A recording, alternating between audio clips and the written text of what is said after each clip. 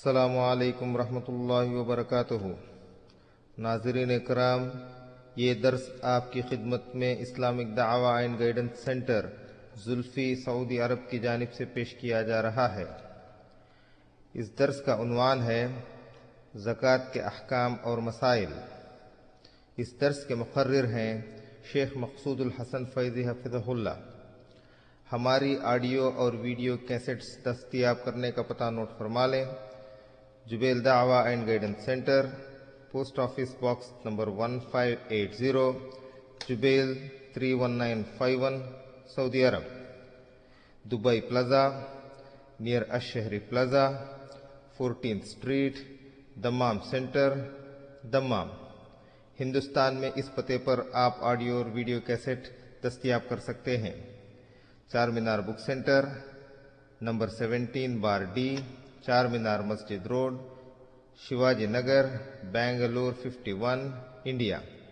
شکریہ۔ لیجئے اب درس سماعت فرمائیے۔ بسم اللہ الرحمن الرحیم، الحمد للہ رب العالمین، الرحمن الرحیم، مالک یوم الدین، ونشهد ان لا اله الا الله ونشهد ان سيدنا ومولانا محمدا عبده ورسوله ارسله الى الناس كافة بشيرا ونذيرا، اما بعد فان خير الحديث كتاب الله، وخير الهدي هدي محمد صلى الله عليه وسلم، وشر الامور محدثاتها، وكل محدثة بدعة، وكل بدعة ضلالة، وكل ضلالة في النار۔ اعوذ باللہ السمیع العلیم من الشیطان الرجیم، بسم اللہ الرحمن الرحیم، وَأَقِيمُوا الصَّلَاةَ وَآتُوا الزَّكَاةَ وَارْكَعُوا مَعَ الرَّاكِعِينَ وَمَا أُمِرُوا إِلَّا لِيَعْبُدُوا اللَّهَ مُخْلِصِينَ لَهُ الدِّينَ حُنَفَاءَ وَيُقِيمُوا الصَّلَاةَ وَيُؤْتُوا الزَّكَاةَ وَذَلِكَ دِينُ الْقَيِّمَةِ۔ سبحانك لا علم لنا إلا ما علمتنا إنك أنت العليم الحكيم۔ رب اشرح لي صدري ويسر لي أمري واحلل عقدة من لساني يفقهوا قولي، واحلل عقدة من لساني يفقهوا قولي۔ عزیز ساتھیو اور دینی بھائیو، زکوٰۃ جس طریقے سے یا جیسا کہ ہمیں معلوم ہے اسلام کا ایک بڑا اہم رکن ہے، بلکہ زکوٰۃ کا مقام اسلام کے ارکان میں تیسرے نمبر پر ہے۔ پہلا نمبر شہادتین کا ہے، اشہد ان لا الہ الا اللہ واشہد ان محمدًا عبدہ ورسولہ۔ دوسرا نمبر نماز کا ہے، اور تیسرا نمبر کیا ہے؟ زکوٰۃ کا ہے۔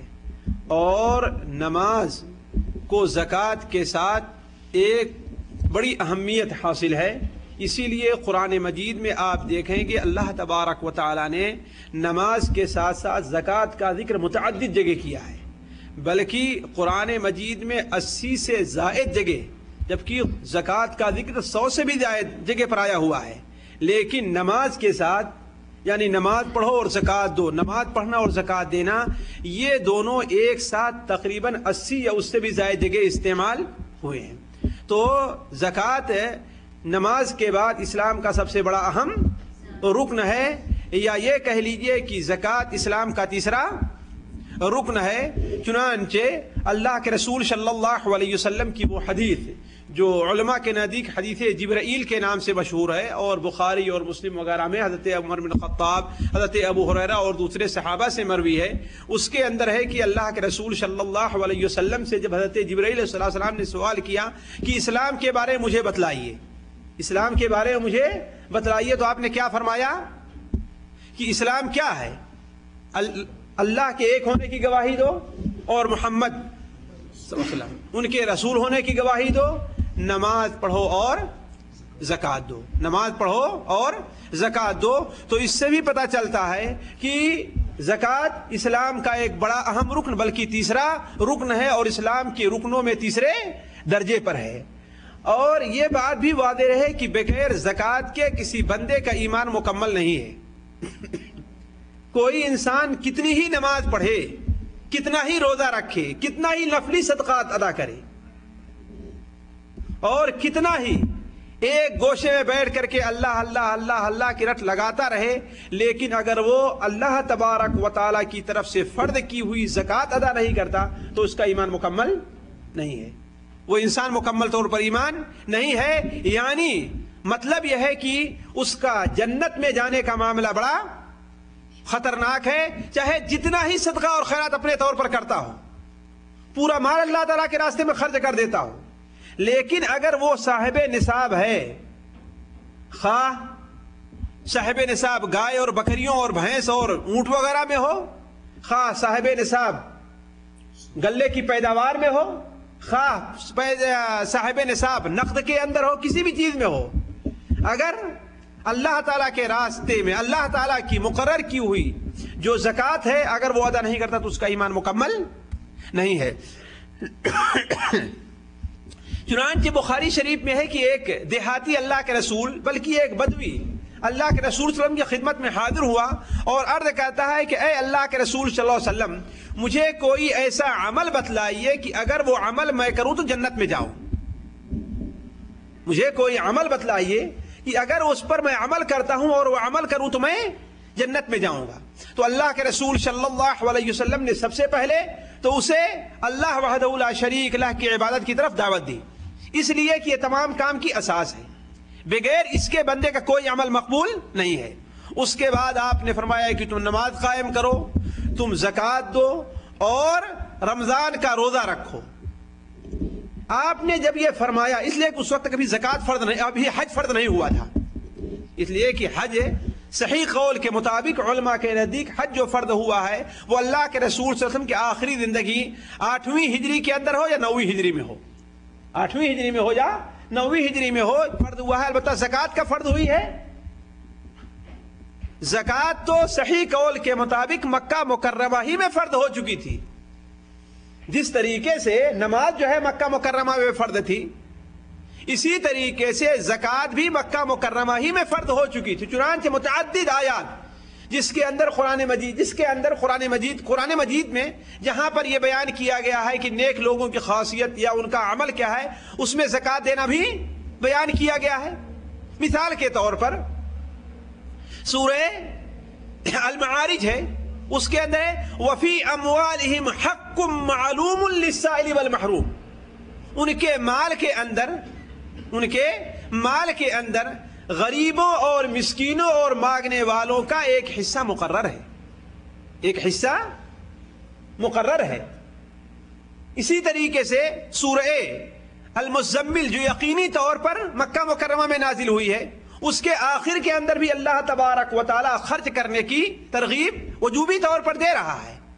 تو زکوٰۃ تو اصل میں مکہ مکرمہ ہی کے اندر فرض ہو چکی تھی، البتہ کس مال میں کتنی مقدار زکوٰۃ دی جائے گی یہ مدینہ منورہ کے اندر دوسری ہجری کے اندر فرض کی گئی ہے، دوسری ہجری میں فرض کی گئی ہے. تو بات یہاں سے نکلی تھی کہ ہاں حج جو ہے کب فرض ہوا ہے، 8ویں یا 9ویں ہجری کے اندر. تو اس کے اندر اللہ کے رسول صلی اللہ علیہ وسلم نے اس اعرابی کو حج کرنے کے بارے میں نہیں بتلایا، اس اعرابی کو حج کرنے کے بارے میں نہیں بتلایا. آپ نے کیا بتلایا کہ خالص اور صرف اللہ کی عبادت کرو، نماز پڑھو، زکوٰۃ دو اور فرض روزے رکھو تو تم جنت میں چلے جاؤ گے. یہ کہہ کر کے، یہ سن کر کے جب وہ شخص نبی صلی اللہ علیہ وسلم کے پاس سے رخصت ہوتا ہے تو آپ صلی اللہ علیہ وسلم نے ارشاد فرمایا، اس لیے اس نے کہہ دیا تھا کہ جتنا آپ نے کہا ہے اس میں کوئی کمی میں نہیں کروں گا اور نہ اپنی طرف سے اس میں کچھ اور ملاؤں گا، میں نہ اپنی طرف سے اس کے اندر میں کوئی اور کچھ ملاؤں گا اور نہ ہی جتنا آپ نے بتایا ہے اس میں میں کچھ کم کروں گا. تو آپ نے کیا فرمایا کہ اگر کسی شخص کو جنتی دیکھنا ہو تو اس شخص کو دیکھ لے کہ یہ جنتی ہے.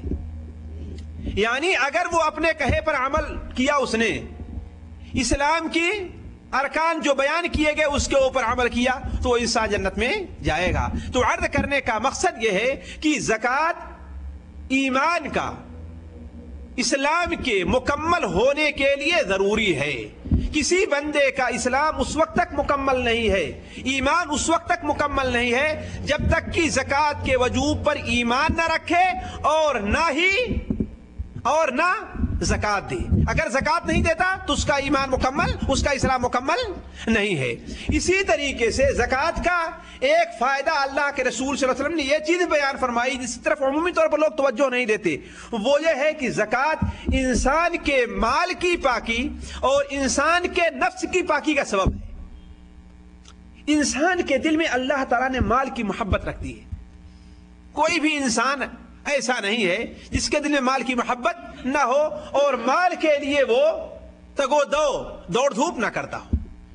وَإِنَّهُ لِحُبِّ الْخَيْرِ لَشَدِيدٌ.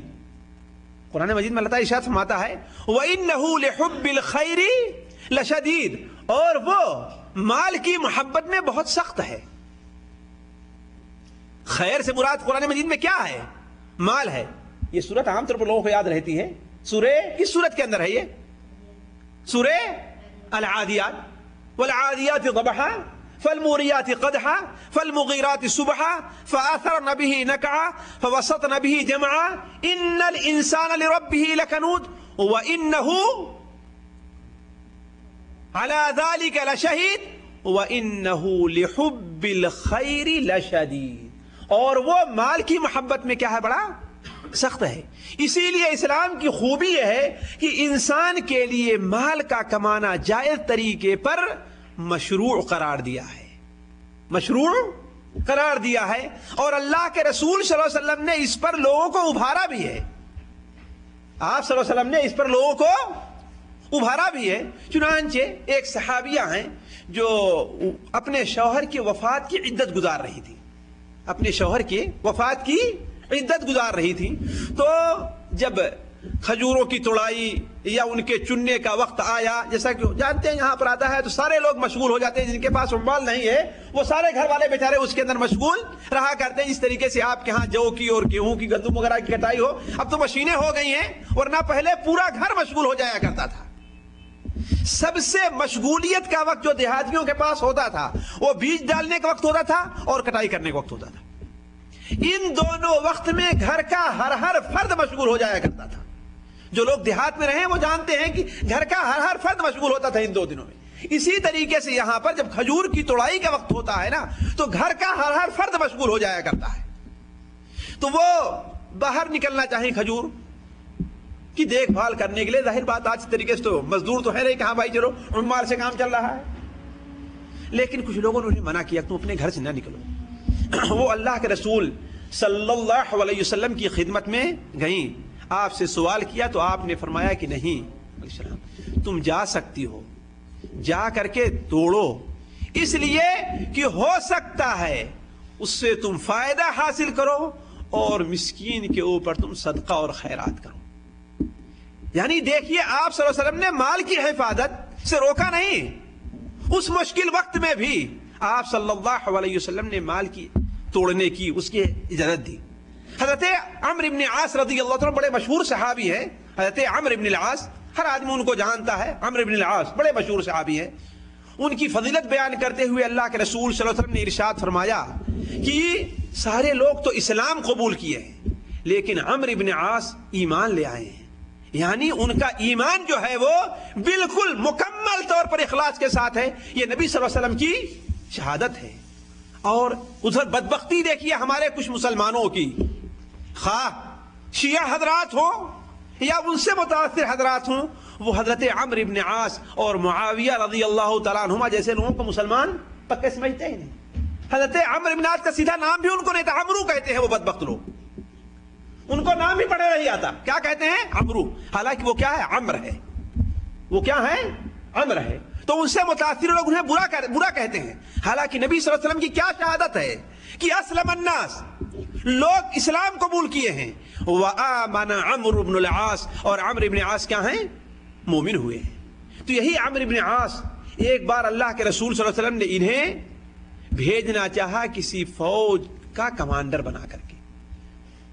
آپ صلی اللہ علیہ وسلم نے اس طریقے سے معلوم ہے کہ آپ بسا اوقات کہیں جنگ کے لیے، لڑائی کے لیے آپ خود نہیں جاتے تھے بلکہ صحابہ کرام کی ایک جماعت کو بھیج دیا کرتے. حالانکہ اس جماعت میں حضرت ابو بکر و عمر بھی شریک تھے. یعنی ان کے اوپر نگراں کس کو بنایا؟ حضرت عمرو بن العاص کو.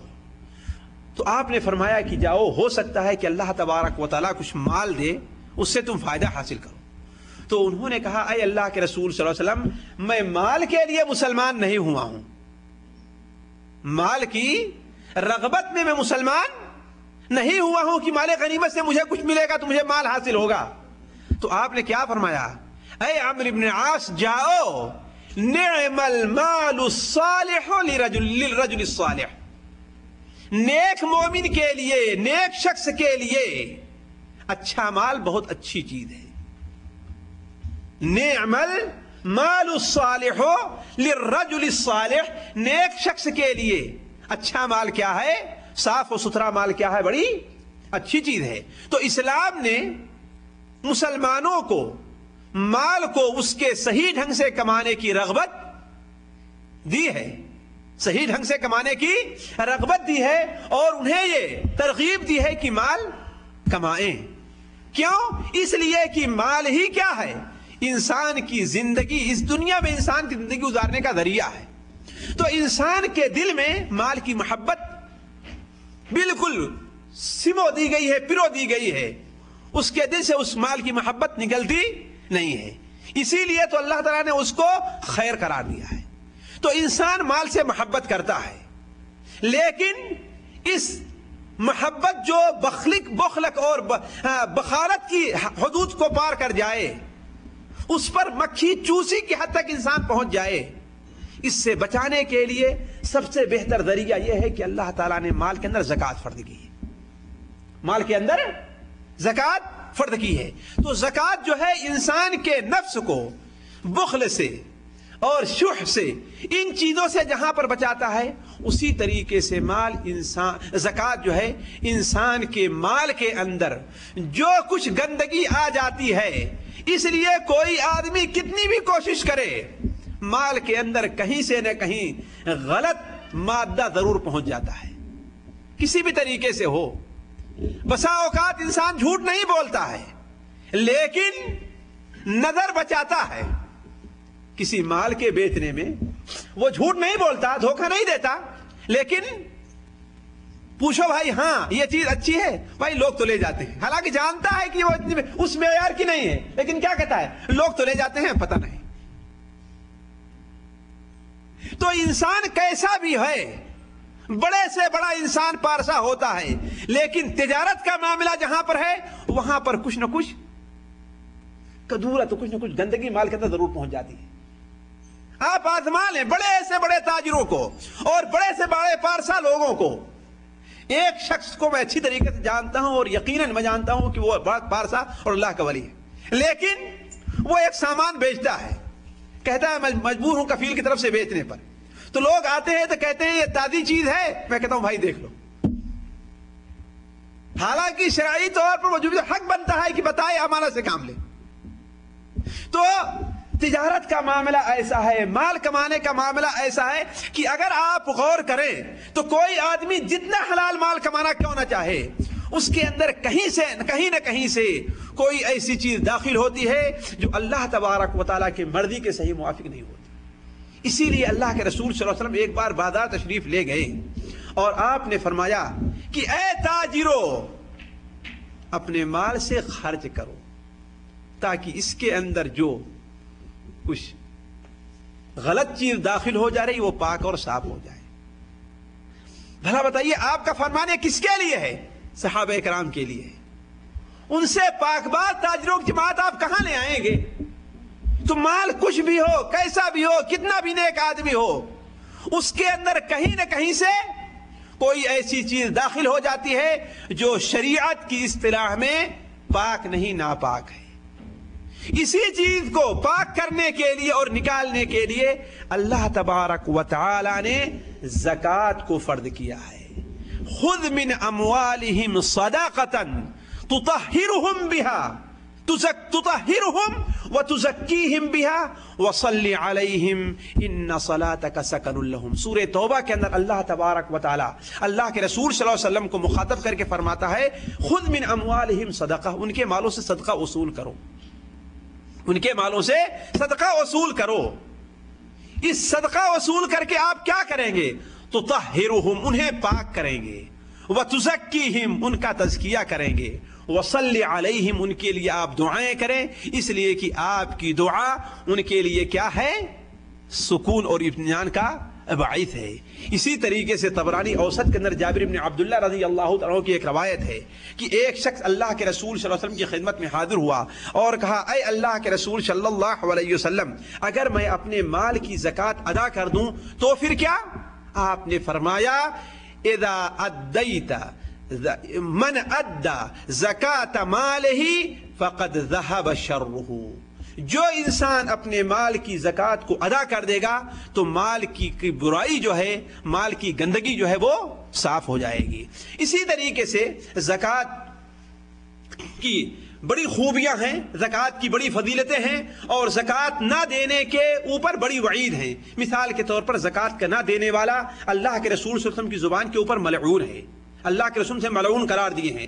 اسی طریقے سے آپ صلی اللہ علیہ وسلم نے یہ جو دنیا کے اندر مصیبتیں آتی ہیں ان میں سے ایک چیز کیا بتایا ہے؟ زکوٰۃ کا نہ دینا ہے، کہ زکوٰۃ کے نہ دینے کی وجہ سے لوگوں کے اوپر دنیا میں مصیبتیں نازل ہوتی ہیں۔ مثال کے طور پر بارش کے نہ ہونے کا سب سے بڑا سبب اللہ کے رسول صلی اللہ علیہ وسلم نے کیا قرار دیا ہے؟ زکوٰۃ کا نہ دینا ہے۔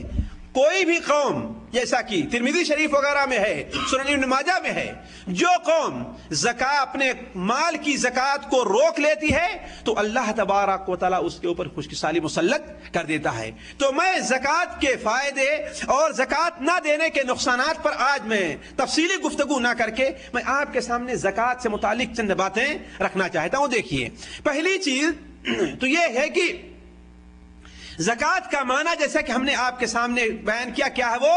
زکوٰۃ کا معنی لغت میں کیا ہے؟ پاک اور صاف کرنا اور بڑھوتری کے ہوا کرتا ہے۔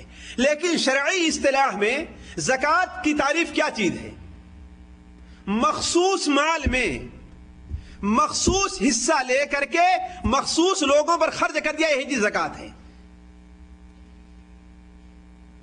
مخصوص مال میں مخصوص حصہ لے کر کے مخصوص لوگوں پر خرچ کر دیا جائے، یہی چیز کیا ہے؟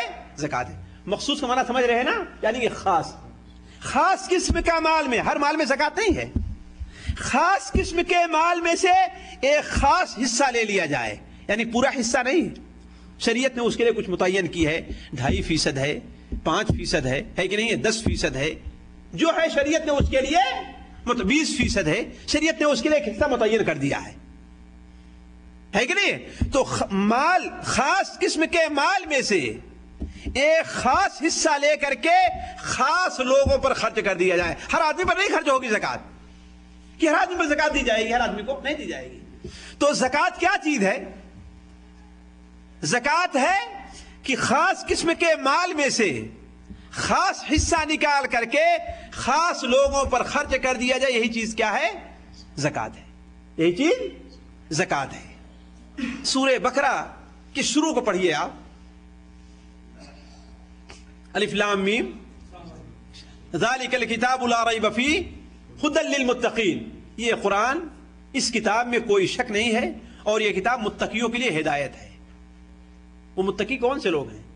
الذین یؤمنون بالغیب ویقیمون الصلاۃ، جو لوگ غیب پر ایمان لاتے ہیں، اللہ پر، اللہ کے رسول سارے غیب تو ہے نا، وَيُقِيمُونَ الصَّلَاةَ نماز قائم کرتے ہیں، وَمِمَّا رَزَقْنَاهُمْ اور جو کچھ ہم نے دیا ہے اس میں سے خرچ کر، یعنی اس کو سارا خرچ کر دیتے ہیں، اس میں سے خرچ کر دیتے ہیں، یعنی ایک خاص حصہ خرچ کرتے ہیں، پورا حصہ نہیں ہے۔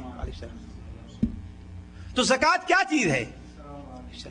مخصوص مال میں سے ایک خاص قسم کے مال میں سے ایک خاص حصہ نکال کر کے خاص لوگوں کو دے دیا جائے تو کیا ہے؟ یہی چیز زکوٰۃ ہے، یہی چیز زکوٰۃ ہے۔ تو زکوٰۃ کے معنی لغت میں کیا ہیں؟ بڑھنے کے ہیں، بڑھنے کے ہیں، جیسا کہ حدیث شریف میں ہے، آپ لوگوں نے پڑھا ہوگا کہ جو انسان اپنے مال کا، پاک مال، کمائی ہوئی مال کا حصہ کوئی خرچ کرتا ہے تو اللہ تعالیٰ اسے اپنے دائیں ہاتھ سے قبول فرماتا ہے۔ حالانکہ اللہ تعالیٰ کے دونوں ہاتھ دائیں ہیں، اللہ تعالیٰ کے ہاتھ ہے لیکن ہمارے ہاتھ کی طرح نہیں ہے، اللہ تعالیٰ کا ہاتھ ہے لیکن انسانوں کے ہاتھ کی طرح نہیں ہے، لیس کمثلہ شیء، اس کی طرح کوئی چیز نہیں ہے۔ تو اللہ تعالیٰ کا ہاتھ ہے اور دونوں ہاتھ دایاں ہے۔ تو اللہ تعالیٰ اسے اپنے دائیں ہاتھ سے قبول فرماتا ہے اور پھر اس کی اس طریقے سے پرورش کرتا ہے، ایسے بڑھاتا ہے جس طریقے سے تم میں کا کوئی شخص اپنے گھوڑے کے بچے کی پرورش کرتا ہے اور بڑھاتا ہے، گھوڑے کے بچے کی پرورش کرتا ہے، بڑھاتا ہے، پھر یہاں تک کہ وہ احد پہاڑ کے برابر ہو جایا کرتی، 1 درہم ہے، 4 آنے ہیں، وہ احد پہاڑ کے برابر قیامت کے دن ہو جائے گا۔ تو اللہ تعالیٰ اسے بڑھاتا ہے زکوٰۃ کے مال کو۔ تو زکوٰۃ کے معنی بڑھوتری کا ہوتا ہے لغت کے اندر، اور شریعت کے اندر جو بتایا ہم نے کہ خاص قسم کے مال سے ایک خاص حصہ لے کر کے خاص لوگوں پر خرچ کیا جائے، یہی چیز زکوٰۃ ہے۔ زکوٰۃ کے حکم سے متعلق ابھی ہم نے اور آپ نے دیکھا کہ زکوٰۃ اسلام کا ایک رکن ہے اور واجب اور فرض ہے، اسلام کا ایک رکن ہے اور واجب اور فرض ہے۔ کیا معنی ہے واجب اور فرض ہونے کا؟ اگر کوئی انسان یہ انکار کرے کہ ہاں بھائی زکوٰۃ واجب نہیں ہے، تو وہ انسان کیا ہے؟ کافر ہے۔ وہ انسان کیا ہے؟ کافر ہے، اسلام سے خارج ہے، الا ہے کہ کوئی نیا ابھی مسلمان ہوا ہو اور اسے یہ چیز معلوم نہیں ہے۔ ہر انسان چاہے جاہل ہے عالم ہے، اسے جاننا چاہیے کہ ہاں زکوٰۃ اللہ تبارک و تعالیٰ کی طرف سے فرض کیا ہوا ایک حق ہے ہمارے مال کے اندر اور ہمارے اوپر واجب ہے۔ اگر کوئی انسان اس کے وجوب کو نہیں مانتا ہے تو وہ انسان کیا ہے؟ مسلمان نہیں بلکہ کیا ہے؟ وہ انسان کافر ہے۔ اور اگر کوئی انسان اس کے وجوب کو مانتا ہے لیکن سستی اور کاہلی سے نہیں دیتا تو وہ انسان فاسق اور فاجر ہے۔ بخالت کرتا ہے اور نہیں دیتا تو وہ انسان فاسق اور فاجر ہے، جس سے کیا سزا ملے گی اسے میں بھی آپ کے سامنے بتاتا ہوں۔ لیکن اگر کوئی انسان لاپرواہی کرتا ہے اس کو سیکھنے کے بارے میں، اس کے ادا کرنے کے بارے میں، چلو ہم جانتے ہیں کہ ہاں بھائی زکوٰۃ فرض ہے، چلو، یعنی بالکل لاپرواہی سے چھوڑ دیتا ہے، تو ایسا انسان بھی بڑے خطرناک جگہ پر ہے کہ کہیں وہ انسان بھی تو کافر نہیں ہے۔ تو زکوٰۃ اللہ تبارک و تعالیٰ کا فریضہ ہے جو قرآن مجید کے اندر، حدیث شریف میں اور علماء کے اجماع سے یہ چیز ثابت ہے، قرآن سے بھی اس کا فرض ہونا ثابت ہے۔ اقیموا الصلاۃ وآتوا الزکاۃ، نماز پڑھو اور زکوٰۃ دو، نماز پڑھو اور زکوٰۃ دو۔ اس سے پتہ چلتا ہے کہ ہاں زکوٰۃ کیا ہے؟ واجب ہے۔ اور اس کے وجوب کو نہ ماننے والا انسان کافر ہے، اور اس کے وجوب کو مان کر کے اس کو نہ ادا کرنے والا انسان کیا ہے؟ فاسق ہے۔ اب اگر کوئی انسان زکوٰۃ نہیں دیتا تو اس کے ساتھ کیا معاملہ ہوگا؟ اس کی 2 صورتیں ہیں، اس کی 2 صورت ہے۔ اگر وہ انسان صاحب طاقت نہیں ہے، یعنی کسی حکومت کے تابع ہے وہ، تو حاکم وقت کو یہ اختیار ہے کہ اسے پکڑے، زبردستی اس سے زکوٰۃ لے اور ڈبل مال اس کا لے، اس کا ڈبل مال ہڑپ کر لے گی۔ ارے بات سمجھے؟ یعنی صرف زبردستی زکوٰۃ نہیں لے گی بلکہ زکوٰۃ کے ساتھ ساتھ اس کے مال کا دگنا حصہ، بلکہ اگر حاکم وقت چاہے گا تو بعض علماء کہتے ہیں کہ جس مال کی زکوٰۃ نہیں دے رہا تھا وہ سارا مال لے لے گا۔ مثال طور پر گلے کی زکوٰۃ وہ نہیں دے رہا تھا تو جتنا غلہ پیدا ہوا ہے وہ سارا کا سارا غلہ اس سے چھین لے گا۔ کھجور کی زکوٰۃ نہیں دے رہا تھا، جتنی کھجور اس کے ہاں پیدا ہوئی ہے ساری ساری کھجور وہ وصول کر لے گا اس سے۔ اور اگر ان کے پاس لڑائی کی طاقت ہے تو حاکم وقت کے لیے ضروری ہے کہ اس سے قتال کرے، اس سے لڑائی کرے، انہیں قتل کرے۔ چنانچہ اللہ کے رسول صلی اللہ علیہ وسلم کی وفات کے بعد آپ لوگوں نے سیرت میں پڑھا ہوگا کہ لوگ مرتد ہو گئے تھے۔ مرتد میں بہت قسم کے لوگ تھے۔ کچھ لوگ تو یہ تھے جنہوں نے مسلمہ کو اپنا نبی مان لیا تھا، ہے کہ نہیں؟ کچھ لوگ تھے اسود عنسی اور دوسرے لوگوں کو اپنا نبی قبول کر لیا تھا۔ کچھ لوگ ایسے تھے جنہوں نے زکوٰۃ کی فرضیت کا انکار کر دیا تھا۔ کچھ لوگ ایسے تھے کہتے تھے کہ ہاں بھائی زکوٰۃ تو مانتا ہوں لیکن ہم خود ادا کریں گے، خلیفہ کو ہم زکوٰۃ نہیں دیں گے۔ حضرت ابوبکر صدیق رضی اللہ عنہ نے تینوں قسم کے لوگوں سے قتال کیا ہے، بلکہ حضرت عمر فاروق رضی اللہ تعالیٰ عنہ نے کہا کہ اے اللہ کے رسول کے خلیفہ، یہ حدیث بخاری شریف میں ہے، وہ مروی ہے بخاری شریف میں ہے، کہ کہ اللہ کے رسول صلی اللہ علیہ وسلم کا فرمان ہے کہ جس نے لا الہ الا اللہ کا اقرار کیا اور محمد صلی اللہ علیہ وسلم کے نبی ہونے کی گواہی دی، اس کی جان اور اس کا مال مسلمان حاکم پر اور مسلمانوں پر حرام ہے، مگر یہ کہ اسلام کے حق کے ساتھ۔ تو آپ کیسے ان سے قتال کریں گے، کیسے قتل کریں گے؟ لیکن ہے تو ابوبکر صدیق رضی اللہ عنہ جم گئے، کہا کہ نہیں، میں ان سے قتال کروں گا جو آدمی نماز میں اور زکات میں فرق کرتا ہے۔ حتیٰ کہ اگر اللہ کے رسول صلی اللہ علیہ وسلم کے زمانے میں اونٹ دیتے تھے اور اونٹ کے ساتھ زکات میں رسی بھی دیا کرتے تھے، اور آج اگر رسی کو منع کرتے ہیں تو اس پر میں ان سے لڑائی کروں گا کہ رسی بھی دو۔ تو اگر کوئی آدمی زکات نہیں دیتا تو حاکم وقت کے اوپر واجب ہے کہ وہ کیا کرے، اس سے زبردستی وصول کرے۔ اگر ان کے پاس طاقت ہے کہ وہ لڑائی کے لیے تیار ہیں تو مسلمانوں کے اوپر فرض اور واجب ہے کہ اس سے قتال کرے۔ اسی لیے ہمارے ماحول میں اس چیز طرف خصوصی توجہ دینا چاہیے کہ اگر کچھ لوگ ہیں زکات ان کے اوپر فرض اور واجب ہے، پھر بھی وہ زکات کو ادا نہیں کرتے تو کیا کرنا چاہیے؟ نہیں، بس ان کے ساتھ خاص اٹھ رہے ہیں، بیٹھ رہے ہیں، کھا رہے ہیں، پی رہے ہیں؟ نہیں، مسلمانوں کی ہر علاقے میں اپنی ایک کمیٹی ہونی چاہیے، علماء کی ایک جماعت بننی چاہیے جو ایسے لوگوں پر نظر کریں، خصوصاً وہ مال جو ظاہر ہے، تجارت کا مال ہے، بڑی دکان ہے، تجارت ہے کہ زکات نہیں دیتے اس کی۔ بھائی جہاں تک روپے اور پیسے کا معاملہ اپنا چھپا کر رکھے اس کے بارے میں ہر آدمی معلوم نہیں ہو سکتا ہے کہ نہیں ہے؟ سونے کا معاملہ چھپا کر رکھنا آدمی معلوم نہیں ہو سکتا، لیکن کھیتی کا معاملہ ہے، تجارت کا معاملہ ہے، یہ تو بات واضح ہے نا۔ تو اگر ایسے لوگ زکات وصول نہیں کرتے ہیں تو پہلے انہیں سمجھائیں، اللہ کا خوف دلائیں، اللہ کا خوف دلائیں، ان کے سامنے شرعی مسئلہ واضح کریں، اور اگر نہیں تو قطعاً مسلمانوں کو ان کے ساتھ تعلق نہیں رکھنا چاہیے، ان سے قطعی تعلق کر لینا چاہیے، اس لیے کہ ہمارے پاس قتال کی طاقت نہیں ہے، ہمارے پاس ان سے زبردستی لینے کی طاقت نہیں ہے، اس لیے کہ ہماری حکومت نہیں ہے، نہ حکومت ہماری مدد کرتی ہے اس بارے میں، ہے کہ نہیں ہے؟ تو جہاں حکومت ہماری مدد نہیں کر رہی ایسی صورت میں کیا کر رہا ہے کہ مسلمانوں کو اس پر غور کرنا چاہیے، اس لیے کہ زکات کا معاملہ کوئی معمولی معاملہ نہیں ہے، اسلام کا تیسرا رکن ہے، شہادتین اور نماز کے بعد سب سے اہم رکن مانا جاتا ہے، اور اس کی وجہ سے اللہ تبارک و تعالی مسلمانوں پر بڑی مصیبتیں نازل کرتا ہے۔ تو امر بالمعروف اور نہی المنکر کا یہ فریضہ ہے، بنتا ہمارے اور آپ کے اوپر، مسلمان اس سلسلے میں توجہ دیں اور لوگوں کو متنبہ کریں، لوگوں کو زکات کے بارے میں ابھاریں، لوگوں کو زکات کے مسائل بتائیں کہ ہاں بھائی تمہاری دکان ہے، تمہاری تجارت ہے، اس کی زکات فرض اور بھائی تم نے دیا، اس لیے کوئی یہ نہ کہے کہ ہاں بھائی ہم نے دیا، کہاں دیا ہے تم نے، یہ واضح کرو۔ کیوں؟ اس لیے کہ نفلی صدقات ہیں، وہ جتنا چھپ کر کے دیا جائے اتنا بہتر ہے، لیکن زکات علی الاعلان دینی چاہیے لوگوں کو۔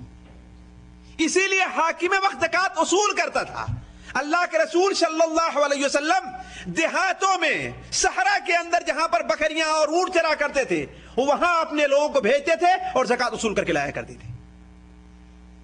تو زکات ضروری یہ ہے کہ لوگوں کے سامنے دی جائے تاکہ لوگ بدگمانی کے اندر نہ پڑے کہ ہاں بھائی اپنے مال کی زکات نہیں دیتا۔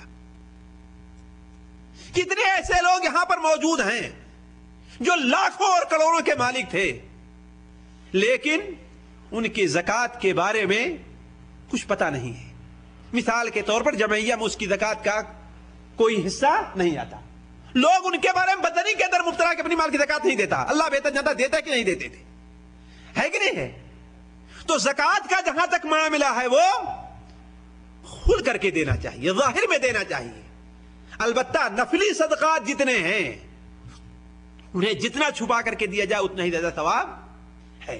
تو عرض کرنے کا مقصد یہ ہے کہ ہم لوگ اپنے علاقے میں جہاں پر ہمارے یہاں گورنمنٹ کی طرف سے زکات وصول کرنے کا نظام نہیں ہے وہاں علماء اور سرکردہ حضرات اس بات کی طرف توجہ دیں اور لوگوں کو متنبہ کریں۔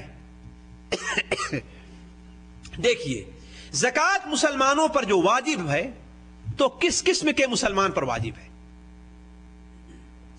دیکھیے اس کے لیے چند شرطیں ہیں. پہلی شرط یہ ہے کہ مسلمان ہو، اس لیے کافر پر زکات نہیں ہے. دوسری شرط یہ ہے مسلمان ہونے کے ساتھ ساتھ کوئی انسان آزاد ہو. آزاد سمجھتے ہیں نا؟ آزاد کے خلاف کیا ہے؟ غلام ہے، جو آج کل نہیں پائے جاتے. آج کوئی مسلمان غلام نہیں ہے. لیکن اگر خدا نہ خواستہ کہیں پر ہوں تو غلام کے اوپر زکات واجب نہیں، اس لیے کہ غلام کا جو مال ہوتا ہے، جیسے کہ حدیث شریف میں ہے من کان لہ عبد فمال العبد مالہ، جس کا کوئی غلام ہے تو غلام کا مال کیا ہوتا ہے؟ وہ اپنے آقا ہی کا مال ہے، تو غلام پر زکات واجب نہیں ہے. دوسری تیسری چیز یہ ہے کہ وہ نصاب کا مالک ہو. ہر قسم کے مال پر زکات نہیں ہے، مالک ہو. اور چوتھی شرط یہ ہے کہ وہ جو مالک ہے اس کے اوپر اس کی ملکیت پوری پوری ہے. یہ نہیں کہ ابھی تو ملا ہے لیکن خطرہ ہے کل اس میں دوسرے کا بھی حصہ ہے، ہمارا کوئی اٹھا نہ لے جائے. ہے کہ نہیں ہے؟ آج ہم نے مثال کے طور پر ایک بہت بڑی بلڈنگ ہے، اس کا کرایہ ہم نے وصول کیا اور یہ زکات کے نصاب کو بھی یہ کرایہ پہنچ رہا ہے. لیکن اگر کل کوئی کرایہ دار چھوڑ کے چلا گیا تو اس کو واپس کرنا ہوگا نہیں واپس کرنا ہوگا. تو اس مال پر ابھی زکات نہیں ہے یہاں تک کہ کرایے کی مدت پوری ہو جائے. اگرچہ انہوں نے پہلے دے دیا اور سال بھر گزر گیا ہے، اس لیے کچھ لوگ سال مثال کے طور پر انہیں 15 رمضان سے اپنا مکان کرایہ پر لینا ہے تو وہ پہلے رمضان سے پیشگی ہی پیسہ دے دیتے ہیں. تو آئندہ سال اگر یہ پیسہ آپ کے پاس بچا رہ گیا تو آئندہ سال پہلے رمضان کو اس پر زکات واجب ہو جائے گی. یا اگر 1.5 مہینہ پہلے دے دیا، 2 مہینہ پہلے دے دیا ہے تو جب وہ مدت ہوگی تو اس کے اوپر زکات واجب ہو جائے گی. ہے کہ نہیں؟ اس پر زکات واجب رہے گی. لیکن ابھی آپ کی ملکیت میں مکمل طور پر نہیں ہے. کیوں؟ اس لیے کہ اگر اس سے پہلے آپ کا مکان ڈھہ جائے، وہ کرایہ دار چھوڑ دے تو اس کا اتنا پیسہ آپ کو واپس کرنا ہوگا کہ نہیں ہوگا؟ یہ ہمارا دنیا کا جو نظام، اس کو آپ نے دیکھیے ہم نے پگڑی دے دیا ہے، واپس بھی نہیں ہوگا نا. یہ شرعی نظام نہیں ہے. شریعت کے مطابق میں کہہ رہا ہوں. تو عرض کرنے کا مقصد مالک اس کا ہو، کوئی دوسرا نہیں ہے. اپنے مال کا مالک ہونا چاہیے اور اسی طریقے سے اس کے اوپر سال گزر جائے. یعنی مسلمان ہو، مالک نصاب ہو، آزاد ہو، اس پر اس کی ملکیت تامہ ہو اور اس کے اوپر سال گزر جائے. یہ جس مال کے اوپر یہ 5 چیزیں پائی جائیں گی تو اس پر زکات واجب ہوگی، اور اگر یہ نہیں ہے تو زکات اس کے اوپر واجب نہیں ہے. دیکھیے مختصر طور پر ہم اس طرف آئیں جو بڑی ضروری ہے کہ کن چیزوں پر زکات واجب ہے. ایک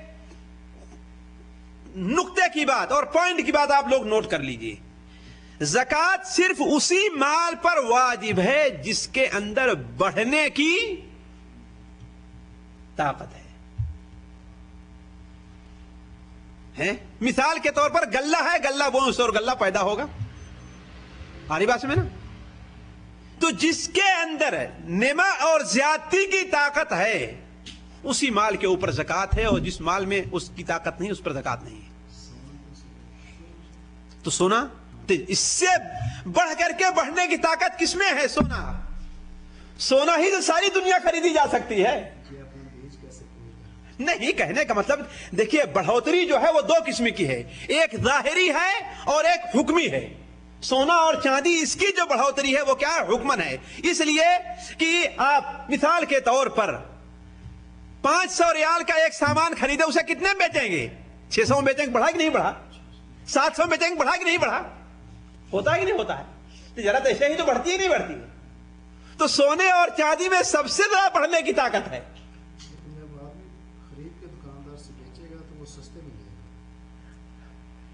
بھائی لے گا لیکن جب خود بیچے گا تو دکاندار نہیں دوسری جگہ بیچے. دیکھیے اصل میں اس سونے کی، یہ سونا جو ہم رکھتے ہیں یہ اصل میں کیا ہے؟ ہم زیور کی بات نہ کریں، اس لیے کہ سونے کا ایک حصہ زیور ہے. اصل چیز جس میں سونا مستعمل ہے وہ کیا ہے؟ نقد ہے، لین دین کا معاملہ، جسے آج کل ہم کیا کہتے ہیں؟ کرنسی کہتے ہیں. اس لیے کہ یہ کاغذ کوئی چیز نہیں ہے، کاغذ کی کوئی اہمیت نہیں ہے. اگر صرف کاغذ کی اہمیت ہوتی تو دنیا کا سارا ملک کیا کرتا؟ کاغذ چھاپ لیتا ہو.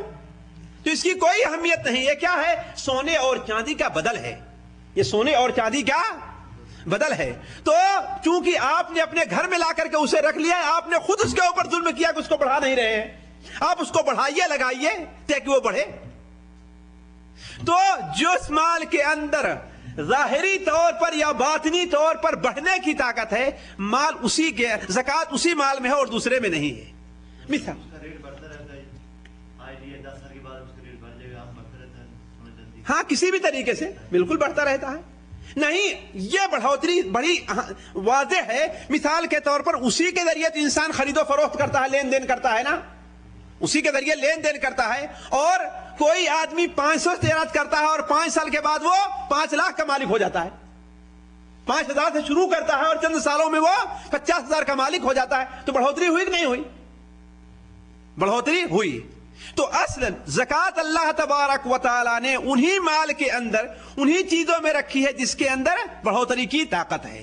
مثال کے طور پر سونا ہے, چاندی ہے, مویشی ہیں, اس میں بڑھنے کی طاقت ہے نا, مویشی ہیں, زمین سے پیدا ہونے والی چیزیں ہیں, اور آخر میں تجارت کا مال ہے, آخر میں تجارتی سامان ہے. یہ 5 چیزیں واضح طور پر آپ لے لیں جس کے اندر زکوٰۃ فرض ہے اور ہر آدمی کو دینا ہے. کس میں؟ سونے میں, چاندی میں اور مویشی میں. مویشی ابھی اس کی تفصیل تھوڑی سی میں آپ کے سامنے رکھوں گا. مویشی میں اور زمین سے پیدا ہونے والی چیزوں میں, لیکن ہر میں نہیں, اس کی بات بتاتا ہوں آپ کو, مختصر طور پر رکھتا ہوں. اور تجارتی مال کے اندر یہ 5 قسم کی چیزیں ہیں جس میں زکوٰۃ فرض ہے. سونا سب سے اہم ہے اور اس کے اندر بھی زکوٰۃ فرض ہے. اس کا نصاب کتنا ہے؟ سونے کا نصاب 7.5 تولہ سونا ہمارے یہاں جو چل رہا ہے. 7.5 تولہ سونا شرعی اصطلاح میں 20 مثقال کہا گیا ہے. کتنا؟ 20 مثقال. اور علماء نے ہمارے اور آپ کے یہاں جب اس مثقال کو ماشا اور رتی اور چاول اور اس میں جب نکالا ہے تو وہ کتنا بنتا ہے؟ 7.5 تولہ سونا کے قریب بنتا ہے. جدید پیمانے کے لحاظ سے وہ کتنا بن رہا ہے؟ 80 گرام. ہاں, اس سلسلے میں آپ لوگوں کو جو متوجہ کرنا چاہوں گا وہ یہ ہے کہ احتیاط سے کام لیں. علماء چونکہ دیکھیے تولے کو گرام کے اندر یا مثقال کو گرام میں بدلنا یہ بڑا مشکل کام ہے. اس لیے کہ شروع میں جو مثقال ہوتا تھا وہ چاول وغیرہ سے, یہ جو ہے نا اس کو وزن سے 20 جو ہوتا تھا اس کا کیا بنتا تھا اس حساب سے مثقال وغیرہ رہا کرتا تھا. تو اب ظاہر بات ہے جب اس کو لوگوں نے اس زمانے میں گرام کے اندر بدلنا چاہا تو اس میں تھوڑا سا فرق وارد ہوا. اس لیے انسان کو ہمیشہ احتیاط سے کام لینا چاہیے. انسان کو ہمیشہ احتیاط سے کام لینا چاہیے. بعض علماء نے اسے کہا 70 گرام. بعض علماء نے اسے کتنا قرار دیا ہے؟ 70 گرام قرار دیا ہے. اور آج بھی ہمارے خیال سے 10 گرام کا 1 تولہ مانتے ہیں. بازار میں اب آپ جائیں گے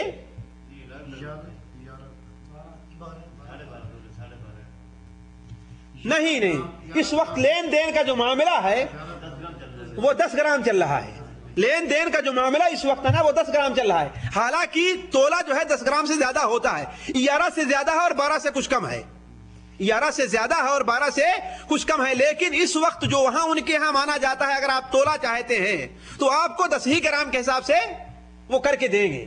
تو اصل میں کیا ہے, یہ وزن کے اندر فرق پڑا ہے. تو بعض علماء نے اس کی مقدار 70 گرام رکھی ہے. بلکہ یہ زلفی کے شیخ دکتور عبداللہ الطیار جو ہیں انہوں نے اپنی کتاب میں لکھا ہے کہ ہم نے خود اس کو جو لائے اور تولا اور 1 سے زائد بار ہم نے تول کر کے دیکھا ہے وہ کل کتنا بن رہا ہے؟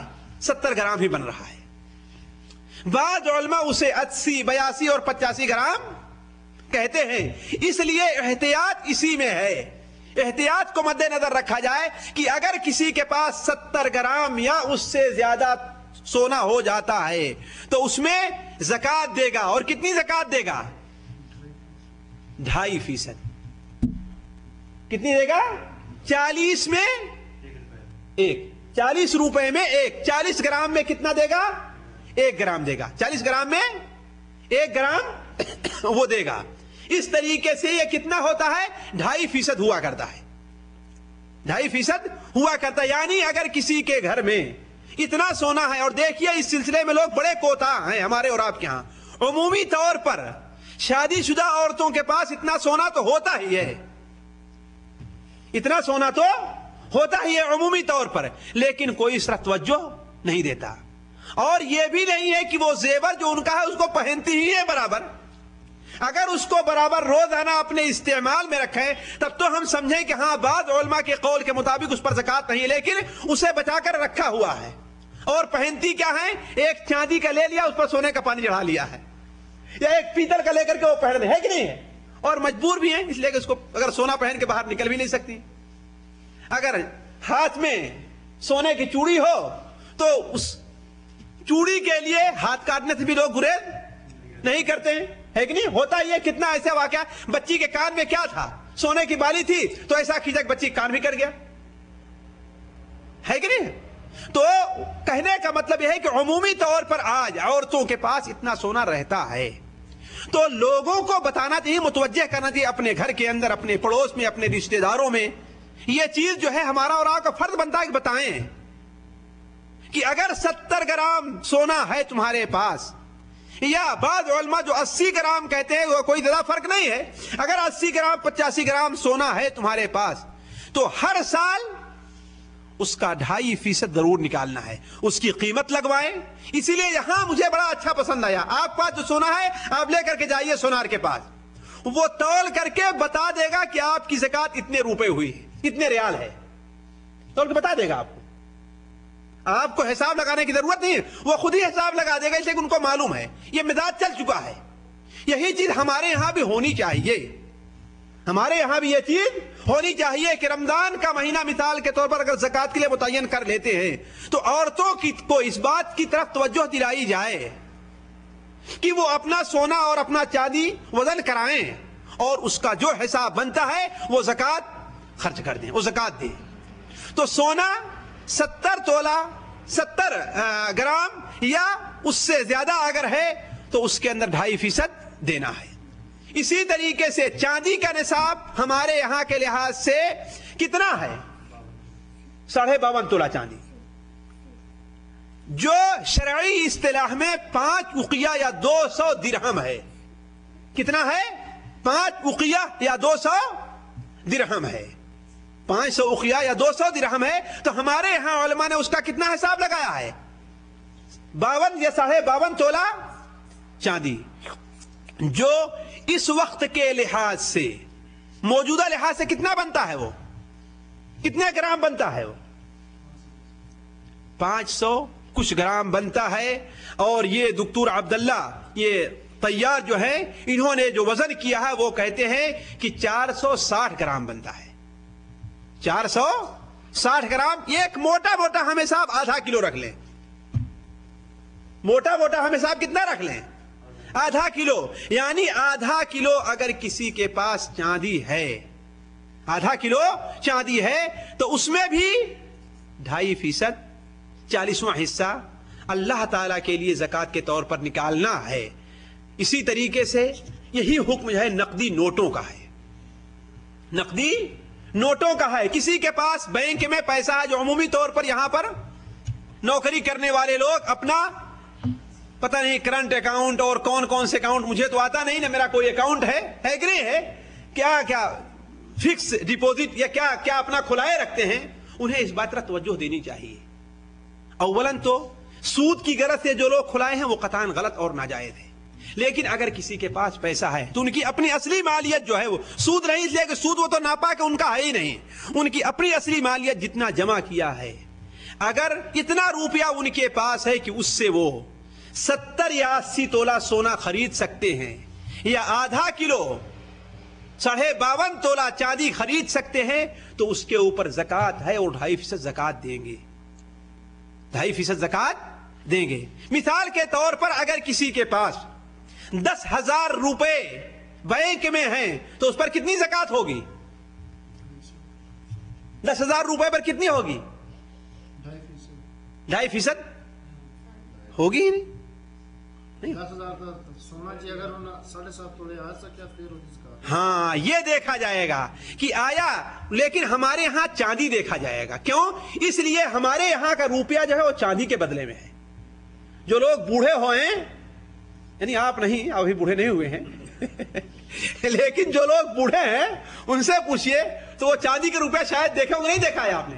نہیں دیکھا ہے.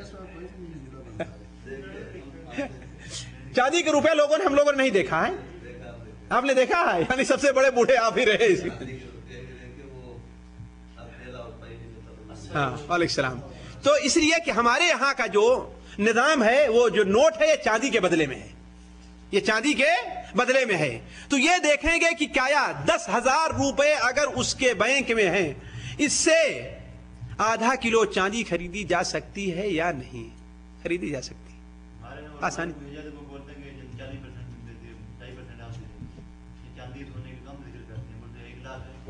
نہیں تو اس لیے کو تو یقینی طور پر معلوم رہتا ہے کہ 1 لاکھ وہ تو نصاب کو پار کر ہی گیا ہے. ہم تو یہ آپ کے سمجھانے کے لیے، اس لیے کہ ہم لوگ جو چھوٹے پیسے والے ہیں ان کو اس طرف توجہ دینی ہے. اس لیے کہ لوگ یہ سمجھتے ہیں جو بڑے پیسے والا ہے، 1 لاکھ 2 لاکھ 3 لاکھ اور بہت بڑا دکاندار ہے، اسی کے اوپر زکات ہے اور لوگوں پر زکات نہیں ہے. یہ بات نہیں ہے. ہر آدمی کو سوچنا چاہیے کہ کیا میرے پاس اتنی زکات ہے کہ نہیں، میرے پاس اتنی مالیت ہے، اس میں زکات ہے کہ نہیں ہے. اس لیے میں چھوٹی مثال اس لیے دے رہا ہوں کہ ہر آدمی اس پر توجہ دے. 5,000 روپے کیوں نہ ہو، وہ سوچے کیا اس وقت جو سونے یا چاندی کی قیمت ہے، اس 5,000 سے ہم 7.5 تولہ سونا خرید سکتے ہیں کہ نہیں؟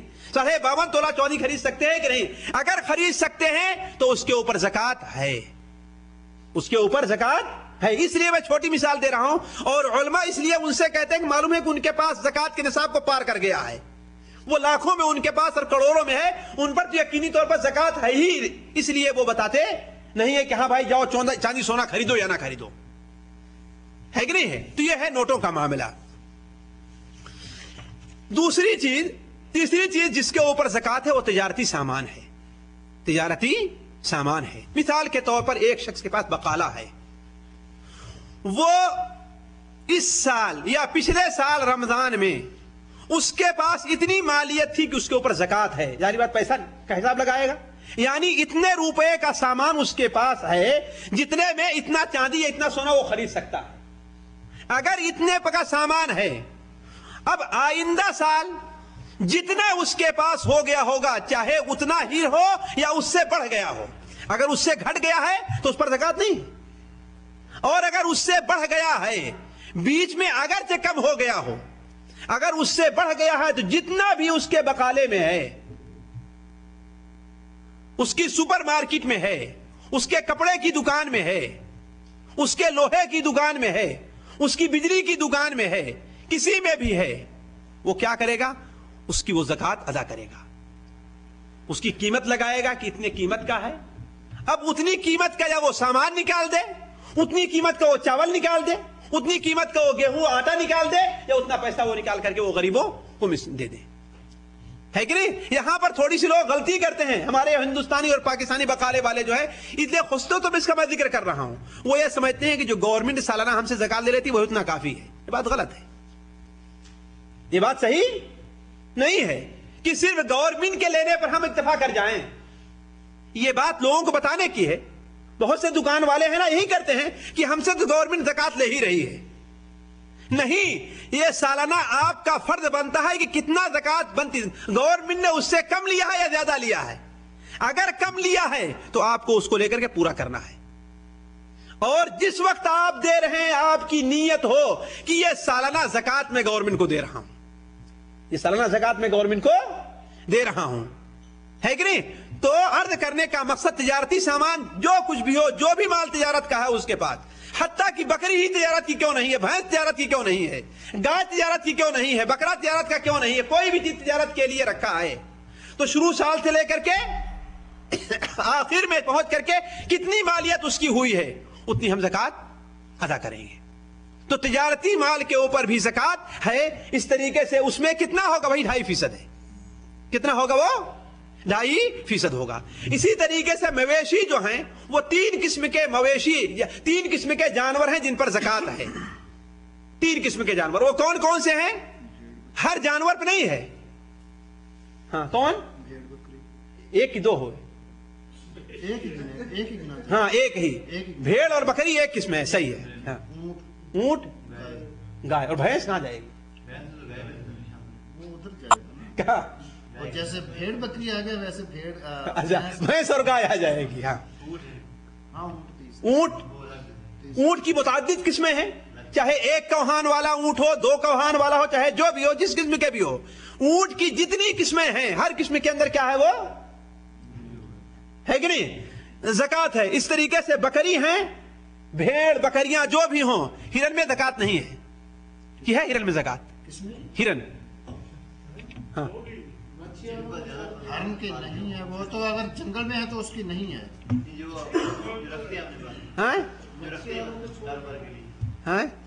مچھلی میں بھی زکات نہیں ہے. مچھلی میں زکات ہوگی تجارت کے لحاظ سے. ہاں تو وہ تجارتی مال میں آئے گا وہ حیوان میں نہیں آئے گا. ہاں تو نہیں آپ نے سمجھا نہیں آپ نے سمجھا نہیں. مسئلہ یہ ہے کہ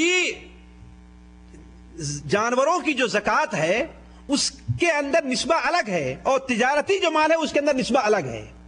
جو لوگ فش فارم بناتے ہیں تو اس فش پر بتاتے خود زکات نہیں ہے.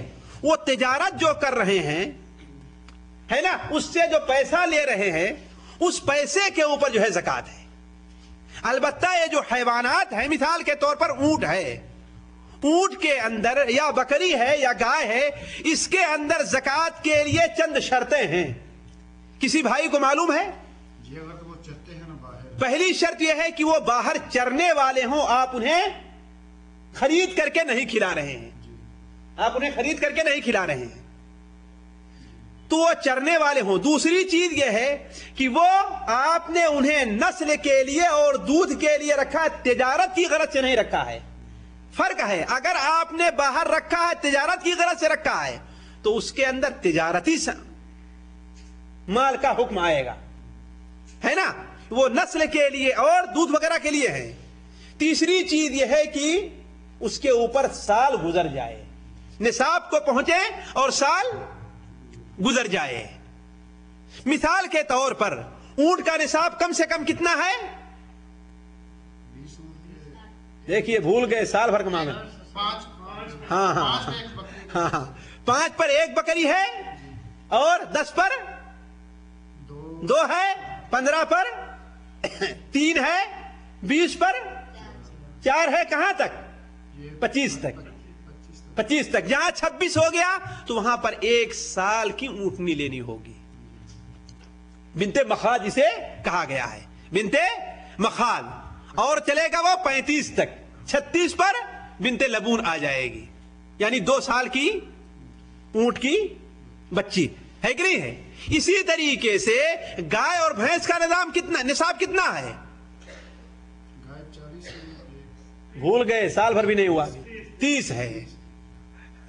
آپ لوگ سوچ رہے ہوں کہ ابھی تو زکات پچھلے سال ہم لوگوں نے سنا تھا کیوں نیا مسئلہ چھیڑ دیا. دیکھیں بھول گئے نا ہے کہ زکات. گائے کی زکات کتنی ہے؟ 30 زکات. یعنی کسی کے پاس اگر 30 گائے یا 30 بھینس اس طریقے سے ہے جو عام طور پر باغوں اور جنگلوں میں چرتی رہتی ہیں ہے نا انہیں چارہ دینا یا اگر بہت دینا ہے بہت معمولی دینا ہے. فرق پڑتا ہے کہ دینا ہے نہ دینا بالکل نہیں. بہت معمولی دینا پڑتا ہے. سال کے اکثر حصے میں وہ چر کر کے رہتی ہے اور انہیں بہت معمولی کچھ دینا پڑتا ہے. تو اس میں 30 جب پوری ہو جائے گی تو سال کا 1 بچہ دینا ہوگا. اچھا اس میں چھوٹے اور بڑے کا کوئی لحاظ نہیں ہے. 30 ہونا چاہیے چاہے چھوٹے ہوں چاہے بڑے ہوں. اور بکریاں کتنی ہونی چاہیے؟ 50. دیکھیے آپ بھول گئے یہاں پر 40. ظاہر بات دونوں میں ایک تو صحیح ہوگا ہی. ہاں 40 بکری. جی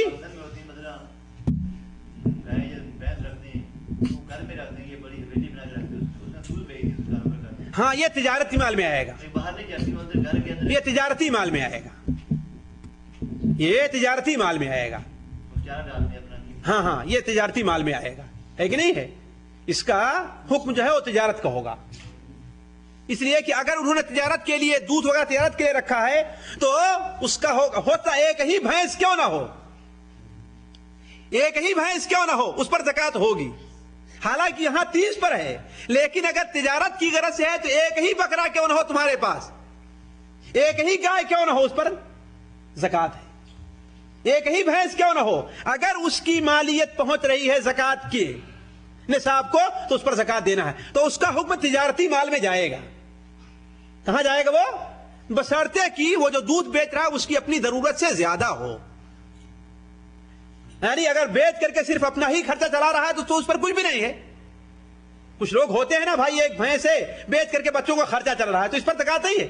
لیکن اگر زیادہ ہے کہ اس سے اس کی جائیداد بڑھ رہی ہے تب اس کے اوپر ہے. تو وہ ہمارے یہاں جو بھینسیں وغیرہ اکٹھا کرتے ہیں, گائے وغیرہ, اس کا حکم کیا ہوگا؟ جیسے یہاں پر ڈیری فارم وغیرہ بنے ہیں, اس کا حکم کیا ہوگا؟ تجارتی مال کا ہوگا, اس کا گایوں کا نہیں ہوگا. یہ بکریاں جو باہر میدانوں میں چلتی رہتی ہے, اگر سال بھر سے زیادہ, یہ سال کے اکثر حصے باہر ہی چر کر کے رہتی ہیں, تب تو اس پر زکات ہے کہ نہیں؟ تو 40 بکری پر کیا ہے؟ ایک بکری ہے. کہاں تک؟ کہاں تک؟ اور آگے بڑھے نا تھوڑا سا, 100 تک. بھائی بھولنا نہیں چاہیے یہ چیزیں جو ہے. 40 بکری سے 100 بکری تک ایک بکری ہے. 101 ہو گئی کسی کے پاس تو 2 بکری دینی پڑے گی. اسی لیے ایک نقطہ بیان کر دوں, آج کل تو نہیں ہے لیکن بھائی رہے کرتے ہیں نا, ایک کے پاس کیا رہتی ہے؟ 40 بکری رہتی ہے, دوسرے کے پاس 45 رہتی ہے, ایک کے پاس 50 رہتی ہے, ایک کے پاس 50 رہتی ہے. جب زکات دینے کا معاملہ دونوں کو اکٹھا کر دیتے ہیں. کیوں؟ جب دونوں کو اکٹھا کر دیتے کتنی زکات ہوگی؟ ایک بکری ہوگی. اور دونوں الگ الگ رہے تو 2 بکری ہوگی. تو یہ ناجائز ہے شریعت میں. حدیث شریف میں کیا ہے؟ حدیث شریف میں اسے ناجائز کہا گیا ہے. اللہ کے رسول صلی اللہ علیہ وسلم نے کہا 2 اکٹھا جہاں پر ہیں انہیں الگ نہیں کیا جائے گا, اور 2 الگ الگ جو ہیں انہیں اکٹھا نہیں کیا جائے گا. تو 40 سے لے کر کے 100 بکری پر ہوں تو ایک بکری ہے. پھر 101 ہو گئی تو 2, گویا کہ ہر 100 بکری پر ایک بکری دینی ہوگی. ہر 100 بکری پر کیا ہے؟ ایک بکری دینی ہوگی. تو یہ جو ہے مختصر طور پر جانوروں کا معاملہ. گلے کی زکات کتنی ہے؟ گلہ کس قسم کے پیداوار پر زکات ہے؟ جس کو پانی دیں گے اس کا زیادہ, جو برساتی ہوگا اس کا نہیں, یہ تو وہ آئے گا کہ کتنا دینا ہے. آپ نے وقت سے پہلے بیان کر دیا. نہیں, دیکھیے کس قسم کے گلے پر زکات ہے. ہر وہ گلہ جو سال بھر جمع کیا جاتا ہو بغیر کسی خارجی اسباب کے. کولڈ اسٹور کے اندر آلو رکھیں تو اس پر زکات نہیں ہے, وہ تجارتی, اس پر ہوگی زکات لیکن تجارت کے مال کے طور پر زکات ہوگی. اس لیے کہ آلو عادتاً جو ہے وہ سال بھر نہیں رکھی جاتی. آم سال بھر نہیں رکھا جاتا, کھجور پر ہے اس لیے کہ رکھی جاتی ہے. ہمارے ہاں جو مہوا ہے اس پر ہے اس لیے کہ سال بھر رکھا جاتا ہے سکھا کر کے. ایک پھل ہوتا ہے مہوا جس سے شراب وغیرہ بنتی ہے, چھوٹے چھوٹے پھل ہوتے ہیں, ہے کہ نہیں. انگور ہے, اس پر ہے کیوں زبیب بنا کر کے اس کو رکھا جاتا ہے. کشمش. تو ہر وہ پیداوار جو سال بھر بغیر کسی خارجی اسباب کے محفوظ رہتی ہے اور اسے ناپا اور تولا جاتا ہے تو وہ چیز کیا ہے؟ اس پر زکات ہے. گیہوں, جو, چنا, مٹر, چاول, ان تمام پر کیا ہے؟ زکات ہے. اس کے زکات کے لیے صرف ایک شرط ہے. وہ شرط کیا ہے؟ اس کی زکات کے لیے ایک شرط ہے. وہ شرط کیا ہے؟ نصاب پورا ہو. اس لیے کہ اس میں سال بھر گزرنا نہیں, جس دن پیدا ہو رہا ہے وہیں وہ دینا ہے فوراً زکات اس کی. اس میں سال بھر گزرنے کا انتظار نہیں کرنا ہے گلے کی پیدائش میں کہ سال جب پورا ہو جائے. حالانکہ دوسرے مال پر کیا ہے, جب سال پورا ہوگا تب زکات دینی ہے نا, لیکن اس میں مدت نہیں. جس دن پیدائش ہو उसी दिन उसका ज़कात वाजिब हो जाती है। जिस दिन खजूर टूटे उस दिन उसकी ज़कात वाजिब हो जाती है। आ रही बात समझ में ना? तो इसके लिए एक शर्त है, वो क्या है कि वो निसाब को पहुंच जाए। उसका निसाब कितना है? उसका निसाब कितना है?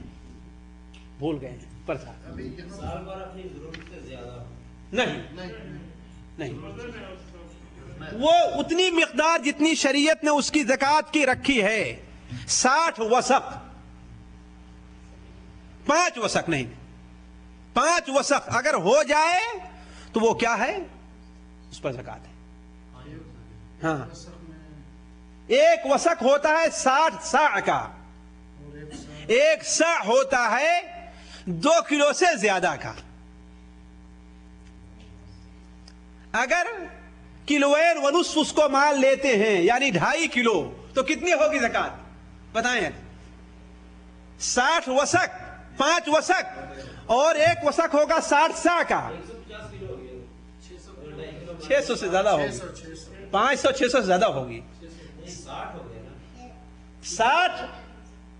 60 सा है और एक सा 2.5 किलो का है। 2.5 किलो भी लाए तो 60 को जब 2.5 से ज़रूर देंगे तो 150 होगा वो तो। नहीं भाई, 1 वसक जो है 60 सा का है, 5 वसक चाहिए ना। हाँ, वो 5 से कर लें, 150, 3, 750 किलो हो जाएगा। चीनी वगैरह क्या था बनने का? नहीं, चीनी और गन्ना, चीनी जो है ज़कात के माल में आएगी, इसलिए गन्ना जिससे चीनी बनाई जाती है वो साल भर रखा नहीं जा सकता, वो साल भर रखा नहीं जा सकता। चीनी जब उससे बनाएंगे इसलिए कि उसके लिए आला वगैरह की जरूरत पड़ती है। अलबत्ता खजूर जो है उसके सुखाने वगैरह के लिए आले की जरूरत नहीं पड़ती। हाँ तो ठीक है, बेचते हैं तो उसके जो पैसे का, उस पर पैसे पर अगर वो हो जाएगा, क्या कहते हैं, साल गुजर जाए तो उस पर ज़कात है, वो तिजारती माल में शुमार होगा। वो चीज क्या है? तिजारती माल में शुमार होगी। इस तरीके से ये अगर 2.5 किलो या उससे कुछ कम लेते हैं तो बाद उलमा ने उसे 675 किलोग्राम बताया है, बाद ने उसे 612 किलोग्राम बताया, इसलिए कि वो पहले का पैमाना था ना, अब उसमें देखिए पहले के पैमानों को अब जब ग्राम और किलो पर ले आते हैं तो कुछ ना कुछ फर्क पड़ता ही है, कुछ ना कुछ फर्क पड़ता ही है। बाद उलमा ने कहा कि ये जो होता है वो 2 सेर 6 छटाक का है, 2 सेर 6 छटाक का हमारे यहां के रात लोगों ने कहा। यहां पर बाद उलमा ने कहा 2 किलो 400 ग्राम का है, 2 किलो 400 ग्राम। यानी कहने का मतलब एहतियात यही है कि अगर हमारे अय्यूब भाई तरीके से काश्तकार है तो अगर उसके पास 600 यानी 6 कुंटल अगर गेहूं या चावल या जौ या ये हो रहा है या धान हो रहा है तो उसे उसकी ज़कात देनी होगी। और वो कितना देनी है, कितना देनी है, उसकी 2 सूरतें हैं। अब जो आप बात करें तो वो अब आया है, कितना देना है इसमें उसकी 2 सूरतें हैं। आया क्या वो ऐसी जमीन है कि जिसकी सिंचाई की जरूरत नहीं पड़ती या पड़ती है? अगर उसकी सिंचाई की और खिदमत की जरूरत पड़ती है तो उस पर कितना है?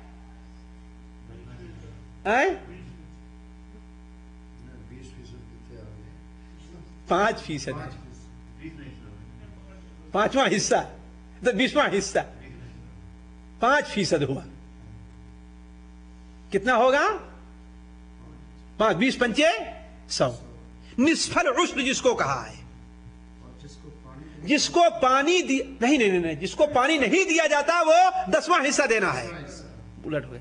जिसको पानी नहीं देना है, जिस तरीके से यहां पर अभी आजकल जैसे अभी शुरू में बारिश हो जाए ना तो लोग ले जाकर के बाहर अपना बीज बोना शुरू कर, इसको क्या कहते हैं? बाल कहते हैं, आपके यहां जो है बारानी जमीन, हमारे यहां उसको क्या कहते हैं? बारानी जमीन बोलते हैं। यानी बारिश से जो होता है, यानी बिल्कुल दरिया के किनारे होते ही ना, जमीन नरम होती है, उस पर ले जाकर के जुताई करके बीज डाल देते हैं, उसकी सिंचाई की जरूरत नहीं पड़ती है।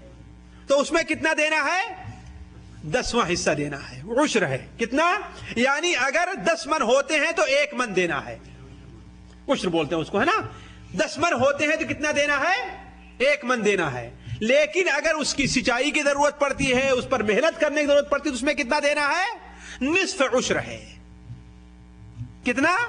نصف عشر ہے. یعنی 10 من پر کتنا دینا ہوگا؟ آدھا من دینا ہوگا. 10 من پر کتنا دینا ہوگا؟ 10 کنٹل پر آدھا کنٹل دینا ہوگا.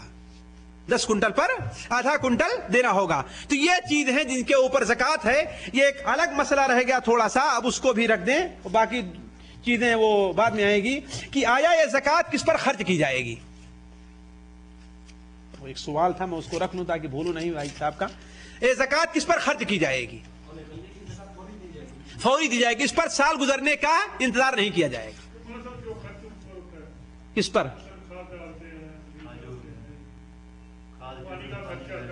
اسی لیے تو اس پر آدھا کر دیا ہے نا. جو اپنی سچائی کریں گے، محنت کریں گے، اسی لیے تو اس پر نصف عشر پڑ رہا ہے نا. اسی لیے اس پر نصف عشر آ رہا ہے. بھائی یہ دیکھیے، یہ گورنمنٹ کا معاملہ جو ہے، گورنمنٹ ایک بات اور نوٹ کر لیں، گورنمنٹ جو ٹیکس لگاتی ہے اس کا تعلق زکوٰۃ سے کوئی نہیں ہے. جائز ہے ناجائز ہے یہ کیا ہے، یہ ان کا معاملہ ہے. وہ پانی گورنمنٹ دیتی ہے، اس کا معاملہ لیتی ہے. ہاں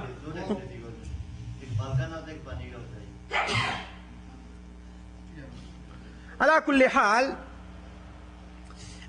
حال یہ غلے کی زکوٰۃ میں گورنمنٹ کیا ٹیکس لگا رہی ہے، کیا کر رہی ہے، یہ اس پر وہ نہیں، اس پر محسوب نہیں ہوگا. یہ زکوٰۃ کس کو دی جائے گی؟ اللہ تعالیٰ نے قرآن مجید میں 8 قسم کے لوگ بتائے ہیں. وہ کون سے ہیں؟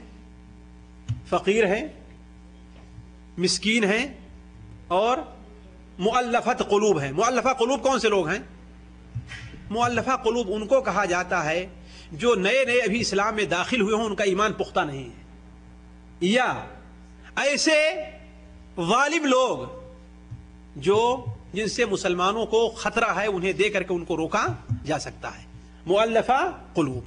اور اس کے بعد کیا ہے؟ قرض دار جو ہیں، اپنے ذاتی خرچ کے لیے، یہ نہیں شراب پینے کے لیے اس نے قرض لیا ہے، اس کو نہیں دیا جائے گا.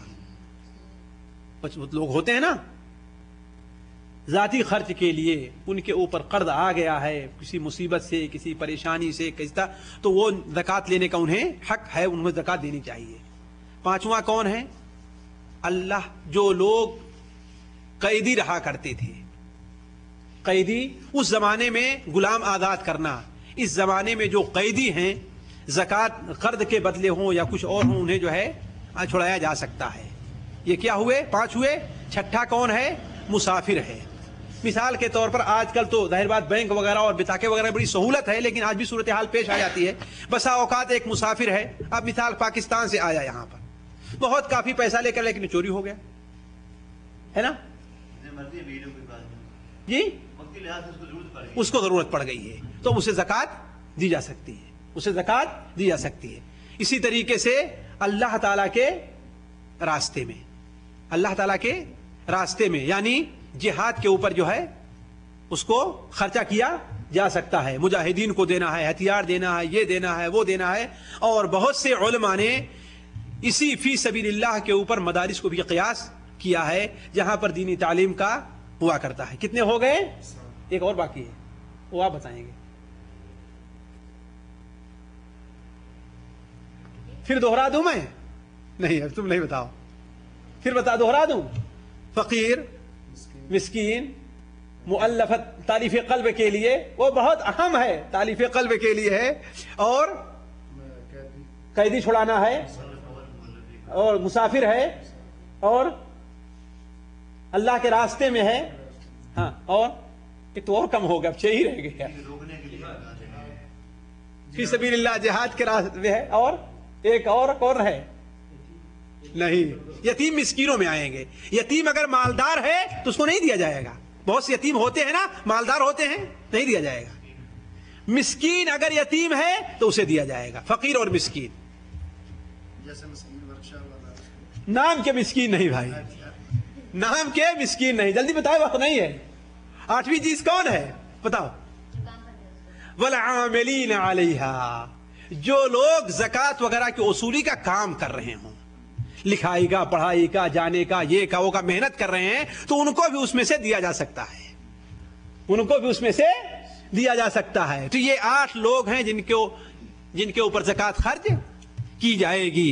एक और चीज बता दूं, इसका हमें और आपको लिहाज रखना चाहिए, खा ज़कात हो खा नफली सदकात हो, अपने करीब से करीब तर आदमी को जितना दिया जाएगा उतना ही ज्यादा सवाब उसका मिलेगा, सबसे पहले अपने करीबी का।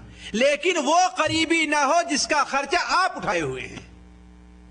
अगर कोई ऐसा करीबी है जिसका खर्चा आप उठा रहे हैं तो उसे ज़कात नहीं, क्यों? इसलिए कि उसका फायदा आप ही को मिलेगा।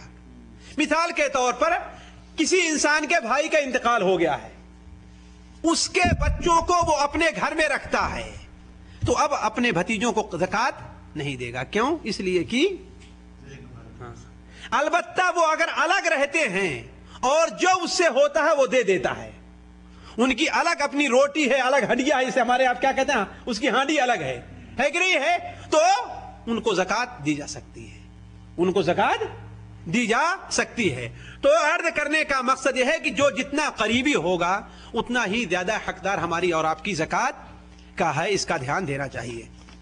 अब थोड़ा सा ये पहला सवाल ये है कि बंदूक या तीर से किया गया शिकार अगर मर जाए तो क्या वो हलाल है?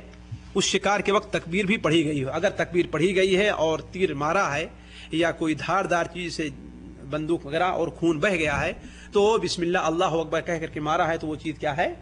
हलाल है, उसमें कोई कबाहत नहीं है। हम्माम में गुस्ल करते वक्त अगर कोई कपड़ा ना पहना हो तो क्या वजू हो जाएगा? वजू हो जाएगा बशर्ते कि शर्मगाह पर उसका हाथ ना पड़े, यानी नहाने के बाद अगर वो वजू कर ले और अपना हाथ को शर्मगाह पर ना ले गया हो तो उसका वजू हो जाएगा। इसलिए कि कुछ लोग ये कहते हैं कि अगर घुटना खुल जाए तो उसका वजू मकरूह हो जाता है, ऐसी बात नहीं है, ऐसी बात नहीं है, उसका वजू अपनी जगह पर बिल्कुल सही है। जुमा के दिन ज़वाल का वक्त कितने बजे होता है? यानी ज़ोहर की अजान के वक्त से कबल सुन्नत वगैरह पढ़ी जा सकती है या नहीं? देखिए, ज़वाल का वक्त जो जुमा के दिन है वही दूसरे दिन भी है, जो जुमा के दिन ज़वाल का वक्त है वो दूसरे दिन भी है। अलबत्ता जुमा के दिन का ज़वाल का वक्त दूसरे दिन से थोड़ा सा मुख्तलिफ है, थोड़े मुख्तलिफ है, इसलिए कि दूसरे जो दिन है उसमें ज़वाल के वक्त पे कोई नमाज पढ़ी नहीं जाएगी। अलबत्ता जुमा के दिन उसकी इजाजत है, जुमा के दिन ज़वाल के वक्त नमाज पढ़ने की इजाजत है।